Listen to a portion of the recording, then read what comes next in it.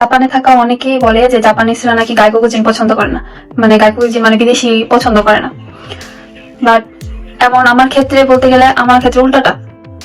আমাকে জাপান আসার পর থেকে আমি যত জাপানিজদের সাথে আমার পরিচয় হয়েছে বা আমি কাজের ক্ষেত্রে সব জায়গায় জাপানিজরা আমাকে সবচেয়ে বেশি হেল্প করে, আর ওদের সাথে আমার অনেক ভালো সম্পর্ক। আর উল্টা আমার নিজের দেশের লোক আমার সাথে খারাপ ব্যবহার করে বা ওদের থেকে আমার খুবই খারাপ অভিজ্ঞতা হয়েছে। আমি যেখানে কাজ করি ওখানে আমার জাপানে এক কলিগ আছে, সে কিছুদিন আগে কোরিয়া ঘুরতে যায় এই গোল্ডেন উইকে। আর সে কোরিয়ার থেকে আমার জন্য গিফট নিয়ে আসছে। এরকম ভাবে আমার কখনো ওকে গিফট দেওয়া হয় নাই, বাট আমি কখনো আশা করিনি ও আমার জন্য গিফট নিয়ে আসবে। আচ্ছা আমি আপনাদের দেখাই আমার জন্য কোরিয়া থেকে কি আনছে। গিফটটা অনেক ছোট হলো, আমার কাছে খুবই ভালো লাগছে যে ও আমার জন্য স্পেশালি গিফটটা নিয়ে আসছে। আচ্ছা দেখি গিফটে কি কি আছে। আচ্ছা প্রথমেই কোরিয়ার একটা শীত মাস্ক। হ্যাঁ, এটা কিন্তু মেড ইন কোরিয়া। কোরিয়ার শীত মাস্ক গুলো অনেক ভালো হয়ে থাকে। আচ্ছা নেক্সট একটা মেকআপ রিমুভার। পাউচটা অনেক সুন্দর, এটা একটা গিফট পাউচ। তারপর কিছু চকলেট, এটা একটা কুকির মতো। তারপর একটা লিপস্টিক, আর আর নিচে অনেক ক্যান্ডি আছে এটার ভিতরে। ও যে আমার আমার কথা মনে করে আমার জন্য গিফট নিয়ে আসছে, এটা আমি অনেক হ্যাপি। আর সত্যি কথা বলতে সব জায়গায় খারাপ ভালো মানুষ আছে, বাট আমার সাথে যারা পরিচয় হয়েছে সত্যি ওরা অনেক ভালো।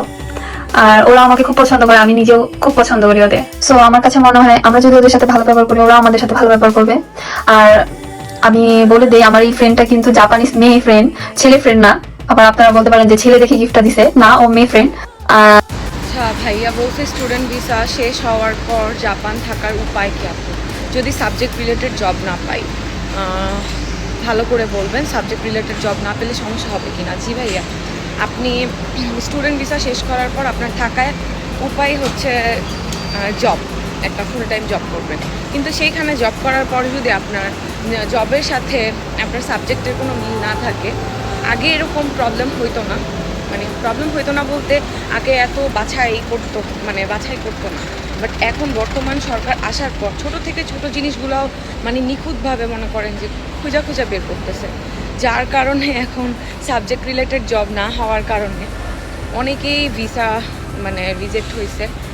এরকম অহরহ ঘটনা এখন জাপানে চলতেছে। তো আপনি রিস্ক নিয়ে দেখা যায় যে করতে পারেন, কিন্তু যখন আপনি ভিসাটা রিনিউ করতে যাবেন তখন তো সব কিছু চেক করা হয়।